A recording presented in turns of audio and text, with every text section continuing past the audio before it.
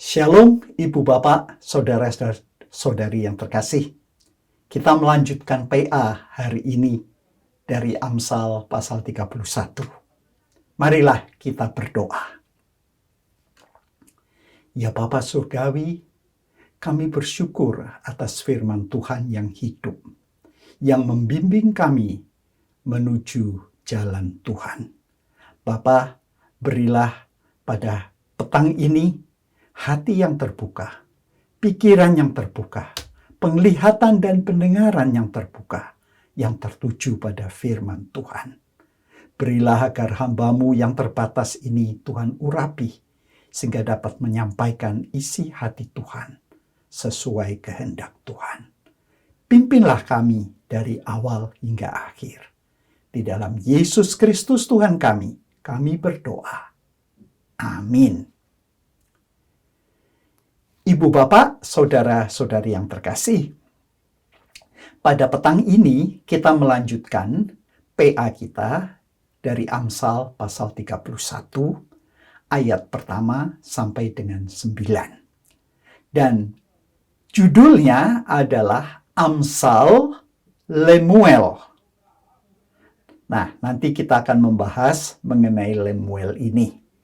Nah, Ibu Bapak dan Saudara-saudari, kalau kita melihat bagian ini terdiri atas dua bagian besar.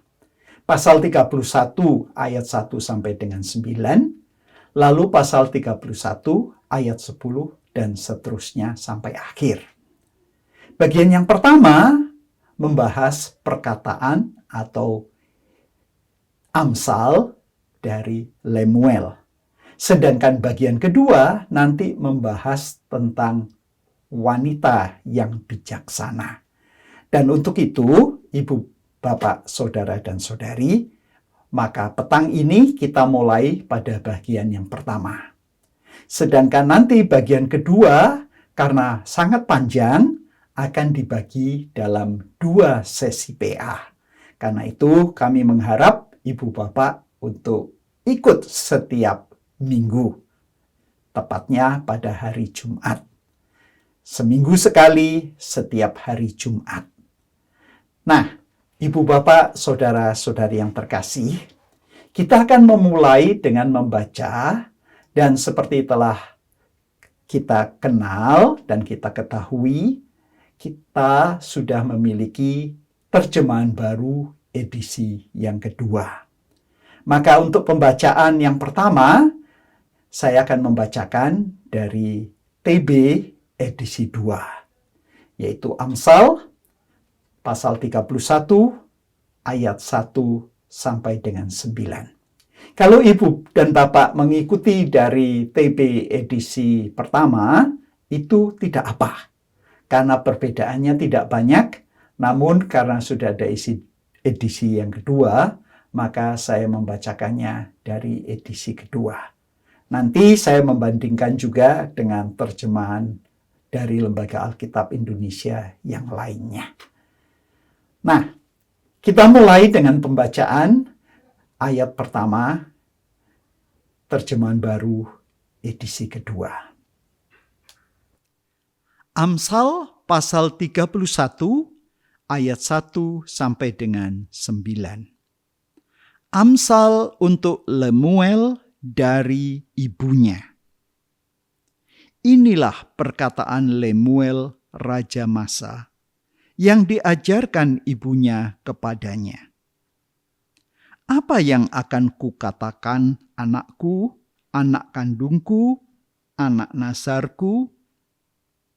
Jangan berikan kekuatanmu kepada perempuan, dan jalanmu kepada perempuan-perempuan yang membinasakan raja-raja. Tidaklah pantas bagi raja, hai Lemuel, tidaklah pantas bagi raja meminum anggur, ataupun bagi para pembesar mengingini minuman keras.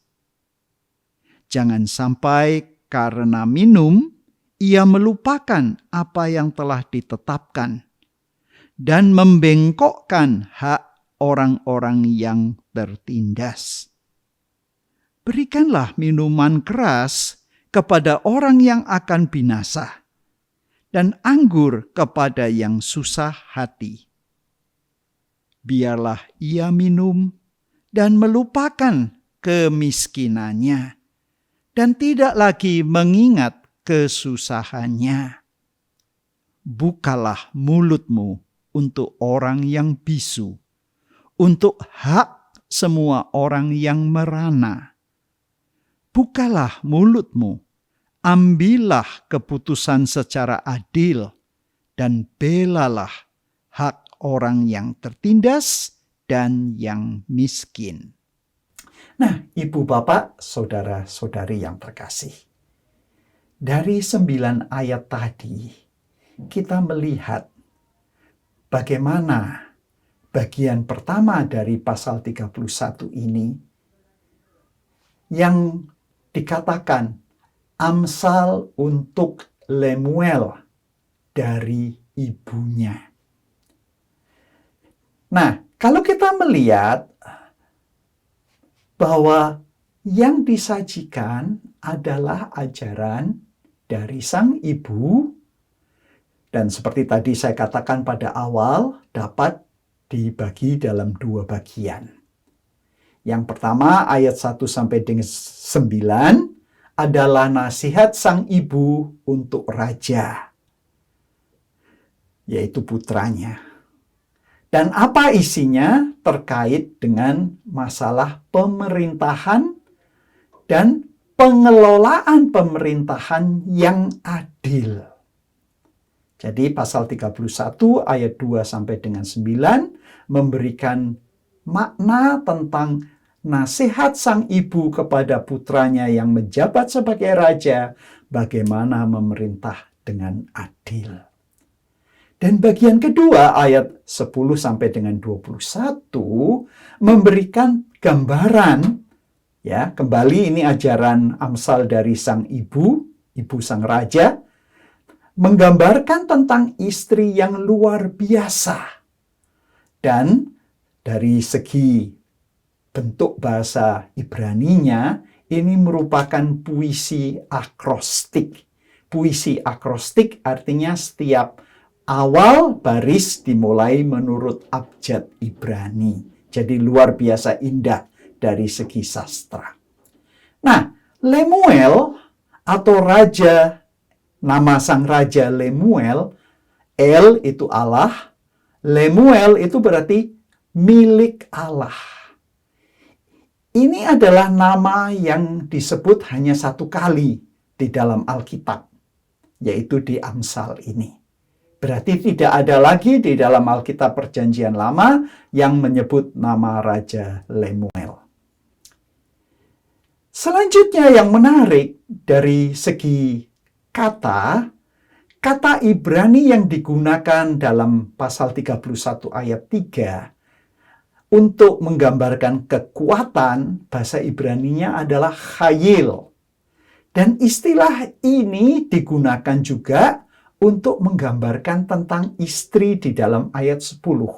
Jadi apa yang menghubungkan 2 kisah yang menjadi inti ajaran dari Amsal 31, kata chayil di ayat 3 dan di ayat 10. Kekuatan dan istri. Di sini kita melihat untuk menekankan bahwa energi, kekuatan itu yang ditekankan. Ya. Nah, di dalam ayat 4 dan 5, ibu dari Raja Lemuel memperingatkan putranya, yaitu Raja Lemuel, agar tidak mabuk anggur. Karena apa? Karena seorang raja yang mabuk akan memanjakan diri, sehingga kemungkinan besar akan lupa dan mengabaikan keperluan rakyatnya. Kebutuhan rakyatnya lupa. Karena apa? Karena raja mabuk. Kalau mabuknya menjadi kebiasaan, makin parah, makin payah. Dan lihat juga, ini nanti disampaikan dalam Pengkhotbah 10 ayat 16 dan 17. Nah, minum anggur itu bukan dilarang. Karena apa? Karena memang orang Israel, orang Yahudi selalu minum anggur. Namun yang dilarang adalah mabuk. Makanan raja pun ada anggur. Jadi bukan dilarang secara mutlak. Namun yang dilarang adalah bahwa raja tidak boleh mabuk. Bahkan Amsal pasal 21 ayat 17 yang pernah kita sudah pelajari, Amsal 23 ayat 29 sampai dengan 35, Amsal mengutuk orang yang mabuk. Jadi tanggung jawab yang khusus sebagai seorang penguasa, seorang raja, itu bertanggung jawab untuk menertibkan masyarakat, untuk menjaga hukum. Dengan kata lain, kalau seorang mabuk, maka tidak dapat melakukan memelihara hukum dan menjaga ketertiban. Nah, apa tanggung jawab raja? Raja dikatakan di dalam Amsal 31 ayat 8 dan 9 mempunyai tanggung jawab yang besar untuk menjalankan keadilan. Kalau ada hukum, ada masyarakat A dan masyarakat B berselisih karena tidak sependapat, maka raja didorong oleh sang ibunya melalui Amsal untuk membantu orang miskin, orang yang terperosok, orang yang terpojok, orang yang membutuhkan. Nah, ini berbeda dengan raja biasa. Raja biasa membela yang kaya, yang dapat memberi lebih banyak. Namun di sini, sang ibu mengingatkan Raja Lemuel.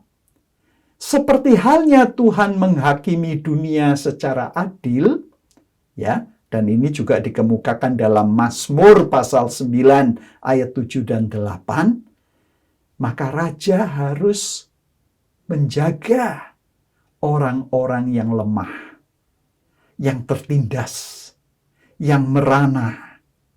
Nah, untuk itu, setelah kita melihat, mari sekarang kita membaca sekali lagi, tapi dari terjemahan bahasa Indonesia masa kini. Nasihat untuk raja. Inilah perkataan-perkataan yang diucapkan oleh Ibunda Lemuel, Raja Masa, kepada anaknya. Anakku, buah hatiku, yang kulahirkan sebagai jawaban atas doaku. Apakah yang akan kukatakan kepadamu? Janganlah memboroskan tenagamu atau menghamburkan kekuatanmu.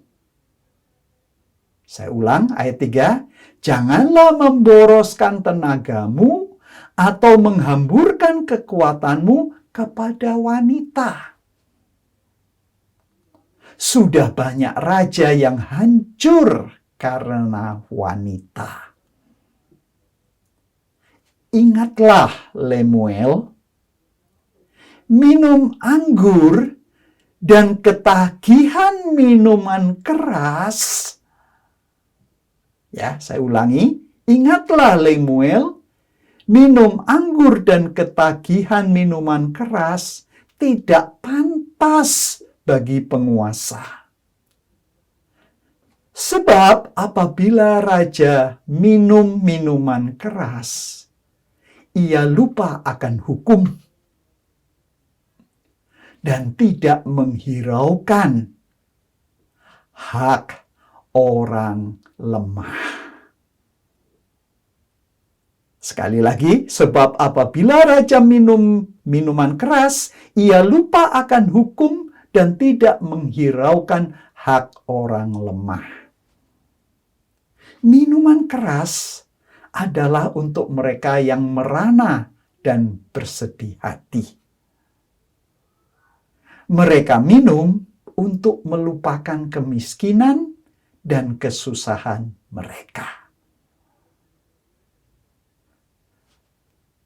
belalah mereka yang tak dapat membela dirinya.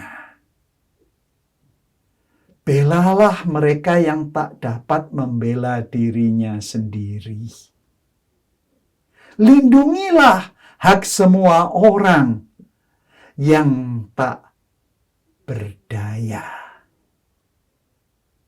Dan akhirnya ayat 9, berjuanglah untuk mereka dan jadilah hakim yang adil.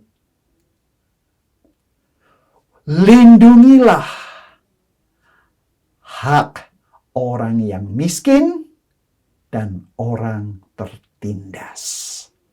Nah, ibu bapak, saudara-saudari yang terkasih.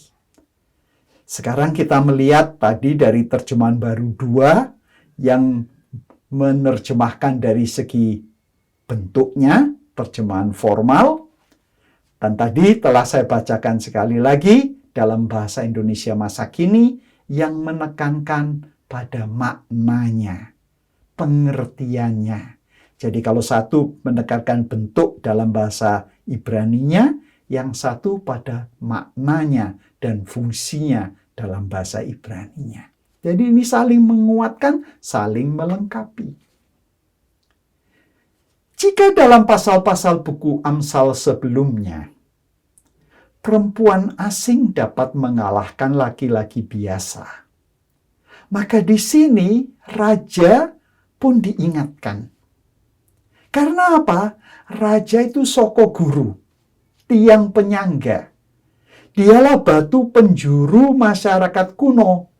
Di zaman masyarakat kuno, belum ada presiden, belum ada perdana menteri, yang ada raja. Dan raja inilah tumpuan masyarakat. Maka pribadi raja dan tugasnya itu dapat dirusak oleh 2 hal. Anggur, minuman keras, kalau mabuk, dan perempuan, kalau mabuk perempuan. Dengan kata lain, anggurnya sendiri tidak masalah, perempuannya juga tidak masalah. Masalahnya kalau sudah mabuk, lupa daratan.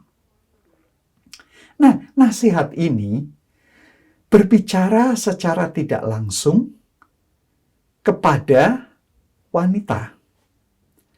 Namun, bukan peringatan ini kepada wanita saja, tapi khususnya justru kepada pria yang mudah tergoda, baik oleh minuman keras maupun oleh wanita. Dan kalau seorang raja memanjakan atau mengobral nafsu seksualnya, apa yang terjadi? Lupa daratan.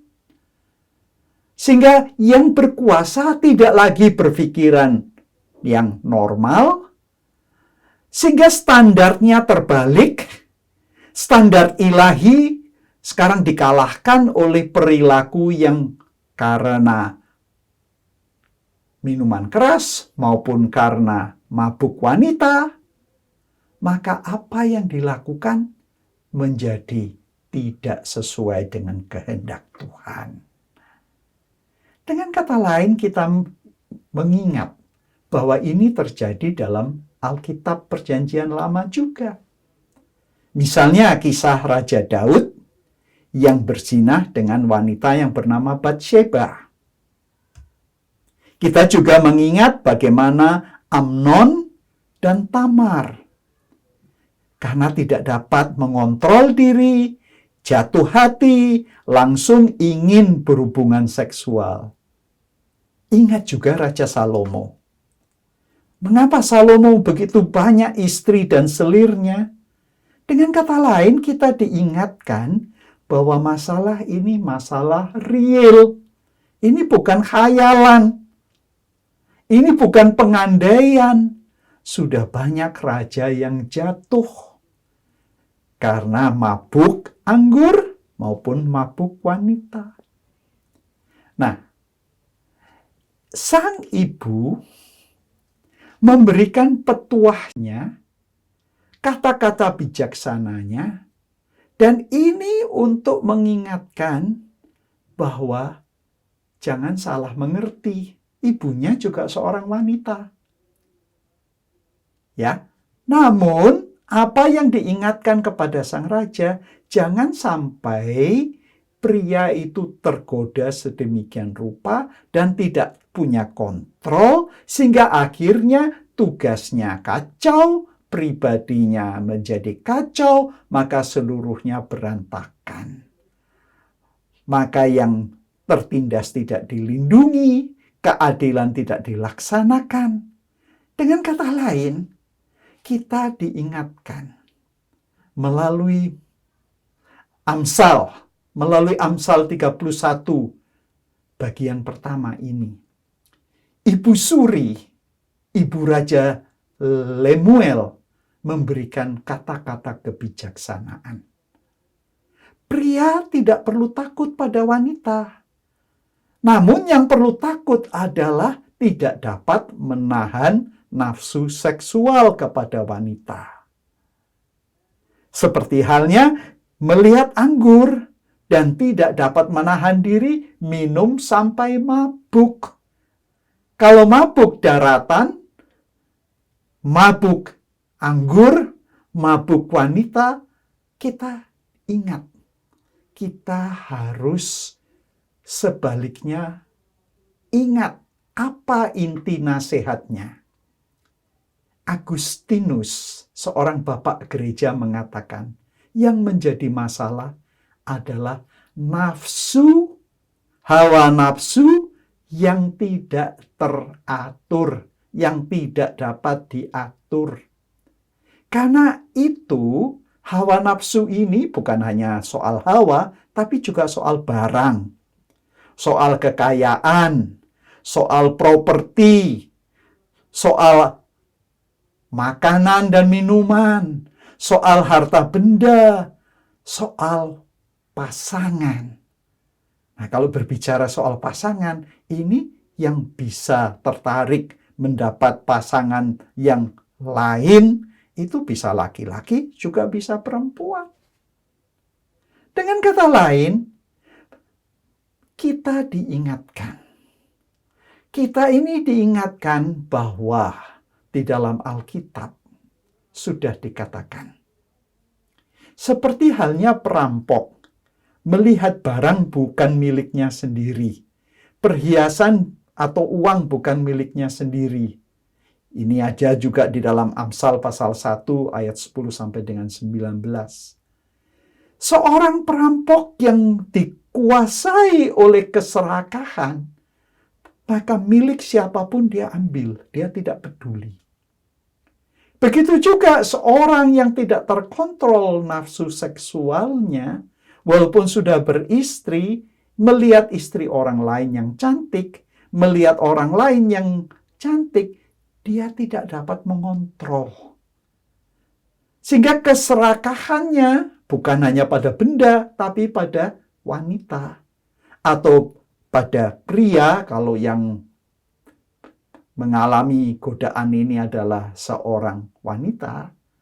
Di sini kita melihat tidak bisa menyalahkan wanitanya atau prianya, sama dengan kita tidak dapat menyalahkan benda, uang, permata, karena ini yang dirampok gara-gara yang merampok yang serakah. Jadi wanitanya walaupun dia merayu, mengajak, mengundang, tetap tugas utama adalah yang mengontrol diri. Yang mengontrol diri. Jadi walaupun disajikan anggur, disajikan pasangan lain jenis, jangan lupa. Sebagai raja, sebagai pemimpin, sebagai tokoh masyarakat, sebagai tokoh gerejawi, kita tidak boleh menjadi kecanduan. Ya, tidak boleh kecanduan, tidak boleh mabuk, baik itu mabuk anggur maupun mabuk hubungan seksual. Jadi dalam perspektif kitab Amsal, laki-laki itu bisa meminta, tapi juga bukan alasan melanggar, walaupun digoda atau ditawarkan wanita atau diajak. Dengan kata lain, tetap yang mengontrol adalah pribadi sang raja. Nah, apa yang dapat kita pelajari, ibu, bapak, saudara-saudari yang terkasih? Memang ada laki-laki yang secara fisik testosteronnya memang tinggi, sehingga nafsunya menggebu-gebu. Namun, itu bukan alasan untuk mengatakan saya tidak dapat mengontrol diri. Karena itu, Ibu Raja Lemuel sudah mengingatkan melalui Amsal. Amsal mendorong kita untuk bertanggung jawab atas apa yang kita lakukan. Jangan menyalahkan yang menggoda, jangan menyalahkan, wah tubuh saya memang cenderung untuk high, hot, dan sebagainya. Jangan, karena kontrolnya pada diri kita sendiri. Jadi dengan kata lain, untuk mencintai dan menikmati, untuk bersama-sama dengan pasangan hidup kita, dengan istri kita, dengan suami kita, kita patut bersyukur pada Tuhan. Dan karena itu, orang yang bersyukur kepada Tuhan, dia juga dapat mengontrol diri. Jangan menyalahkan yang lain. Ibu, bapak, saudara-saudari, ternyata hal ini tidak menjadi masalah bagi raja saja. Bukan hanya di masyarakat dahulu saja, namun juga di dunia modern. Apalagi di dunia modern di abad 21 ini banyak sekali tayangan-tayangan, baik itu dari film maupun di dalam YouTube maupun di berbagai sosmed. Sehingga gereja pun sekarang diserang.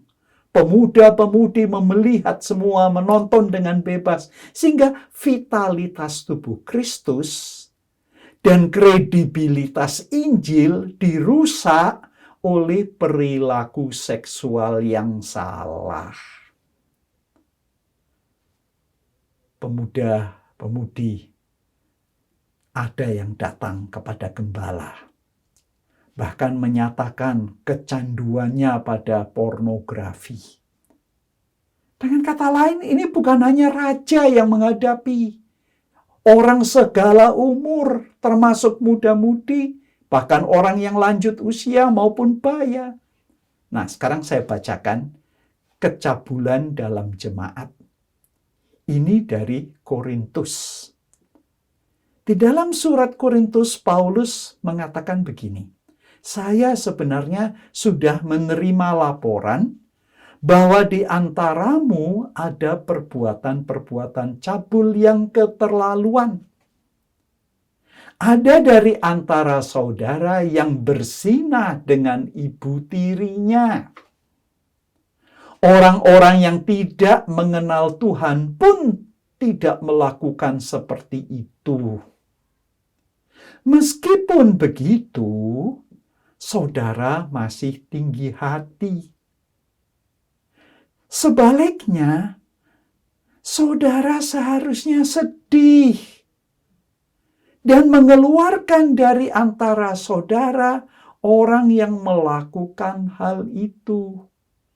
Ingat, saya ulangi sekali lagi, saudara seharusnya sedih dan mengeluarkan dari antara saudara orang yang melakukan hal itu.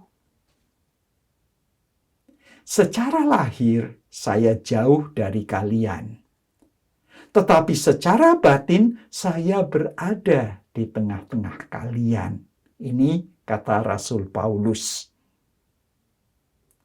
Jadi, saya mau bertindak seolah-olah saya berada di antaramu. Sekarang Paulus berkata begini, Atas nama Tuhan Yesus Kristus, saya nyatakan bahwa orang yang sudah melakukan perbuatan yang sebegitu kotor harus dihukum. Sekali lagi, orang yang sudah melakukan perbuatan yang sebegitu kotor harus dihukum. Kalau kalian berkumpul, anggaplah bahwa saya hadir di antaramu. Dan dengan kuasa Tuhan kita Yesus, kalian harus menyerahkan orang itu kepada iblis. Supaya tubuh orang itu binasa dan dengan demikian rohnya. Saya ulangi, kalian harus menyerahkan orang itu kepada iblis supaya tubuh orang itu binasa dan dengan demikian rohnya diselamatkan pada waktu Tuhan datang kembali. Jadi dengan kata lain, dengan demikian rohnya diselamatkan kalau tubuhnya dibiarkan binasa. Tidak patut pada kalian merasa sombong. Barangkali kalian sudah mengenal peribahasa ini. Ragi yang sedikit membuat seluruh adonan mengembang. Buanglah dahulu ragi yang lama itu, yaitu ragi dosa, supaya kalian menjadi seperti adonan yang baru. Adonan yang baru itu bagaimana? Bersih dari ragi dosa yang lama. Dan saya tahu bahwa kalian memang demikian. Sebab perayaan Paskah kita sudah siap. Karena Kristus yang menjadi sebagai domba Paskah sudah dikurbankan. Ya, karena Kristus yang menjadi sebagai domba Paskah kita sudah dikurbankan. Jadi, ini ajakan Paulus sekarang. Mari kita merayakan pesta itu dengan roti yang tidak beragi, yaitu roti yang melambangkan kemurnian dan semua yang berkenan di hati Allah. Jangan kita merayakan pesta Paskah itu dengan roti yang mengandung ragi. Ragi yang mana? Ragi yang lama, ragi dosa dan kejahatan. Jadi ibu bapak, saudara-saudari, kita melihat selanjutnya Rasul Paulus di dalam ayat 9 berkata begini.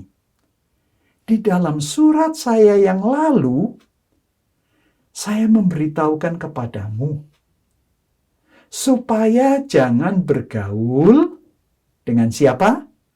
Jangan bergaul dengan orang yang cabul. Ingat, jangan bergaul dengan orang yang cabul, yang tidak dapat menahan.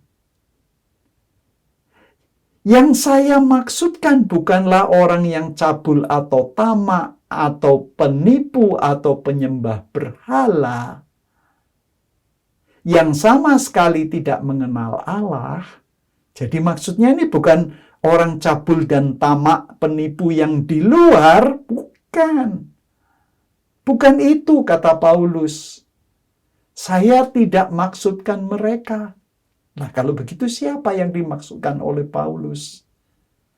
Paulus mengatakan, sebab kalau kalian harus menjauhi mereka, maka tentunya kalian perlu keluar.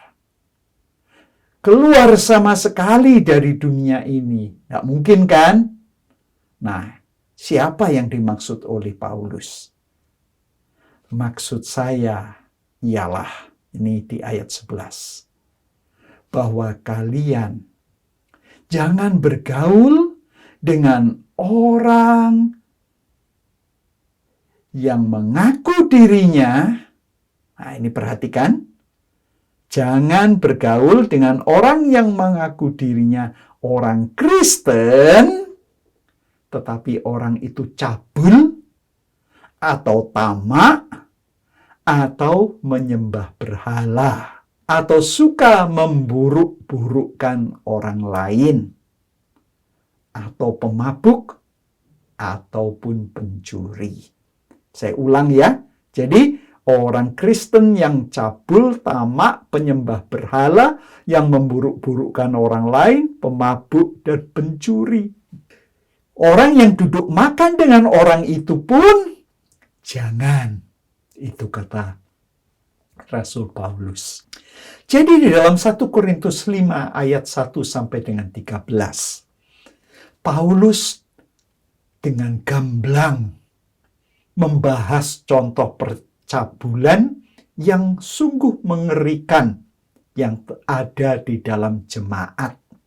Dan dalam perikop ini, Paulus bertujuan untuk mengoreksi bukan hanya perilaku pria yang tidak bermoral secara seksual, tetapi juga yang gereja yang bertoleransi pada dosa. Jadi dengan kata lain, orangnya itu tidak boleh, harus dikoreksi. Gerejanya pun kalau bertoleransi pada dosa, itu pun harus diingatkan dan dikoreksi. Jadi kita sekarang melihat Amsal 31, sang ibu Raja Lemuel, dan di 1 Korintus 5, Rasul Paulus mengingatkan kita bahwa panggilan kita adalah mengoreksi yang salah, yang mabuk, yang tidak tahu membedakan, lupa pada tugas, apalagi panggilan kita terutama adalah membela hak orang lemah, membela yang miskin, menegakkan keadilan bagi mereka yang tertindas. Jadi apa kesimpulannya, Ibu, Bapak, Saudara-saudari? Baik sebagai pribadi maupun sebagai gereja, kita perlu terus-menerus belajar menjadi bijaksana. Kita perlu menjadi bijaksana dalam mengamalkan firman Tuhan, supaya kita dapat menjadi saksi Kristus yang baik, bukan menjadi saksi yang buruk, seperti yang terjadi di gereja di Korintus. Karena saksi yang buruk akan menghalangi orang datang kepada Kristus, bahkan merintangi orang datang kepada Kristus. Kalau orang Kristen begitu, apa bedanya? Nah, Ibu, Bapak, Saudara-saudari, biarlah petang ini firman Tuhan itu tertanam dalam hati kita. Kita renungkan siang dan malam. Biarlah dia berbuah. Dan buah ini berkenan di hati Tuhan. Dan kita menjadi saksi-saksi Kristus yang membawa orang lain yang belum mengenal Tuhan untuk datang dan berlutut di bawah kaki Tuhan Yesus Kristus. Kiranya Tuhan memberkati Ibu, Bapak, Saudara-saudari. Marilah kita berdoa. Ya Bapa Surgawi, sekali lagi kami mengucap syukur atas firman Tuhan. Terima kasih untuk Amsal, untuk Lemuel yang telah diberi oleh ibunya. Terima kasih Bapa, karena kami diingatkan bahwa anggur adalah minuman yang baik. Wanita adalah makhluk ciptaan Tuhan yang baik. Namun pada saat manusia lupa daratan dan tidak dapat mengontrol dirinya, minum berlebihan sehingga mabuk. Tidak dapat mengontrol hawa nafsu sehingga hawa nafsu diumbar sedemikian rupa sehingga membuat dia lupa daratan, lupa tanggung jawab, dan lupa melaksanakan tugas. Tuhan, kami diingatkan juga oleh Rasul Paulus bahwa itulah tugas gereja, mengingatkan, mengoreksi. Itulah tugas umat Tuhan, orang Kristen, untuk saling mengingatkan. Dan Tuhan, bantulah agar gereja kami benar-benar mengikuti panduan yang bijaksana dari firman Tuhan dan sama sekali tidak toleransi pada dosa. Dan kami benar-benar memenuhi panggilan kami untuk membela yang tertindas, yang miskin, yang terpuruk, yang dilupakan masyarakat, membela orang-orang yang memerlukan uluran tangan Tuhan. Terima kasih Bapa. Berkati kami semua dan berkati seluruh sidang jemaat.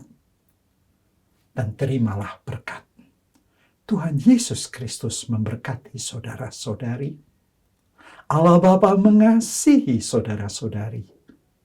Dan Roh Kudus menyertai saudara-saudari mulai saat ini terus selama-lamanya.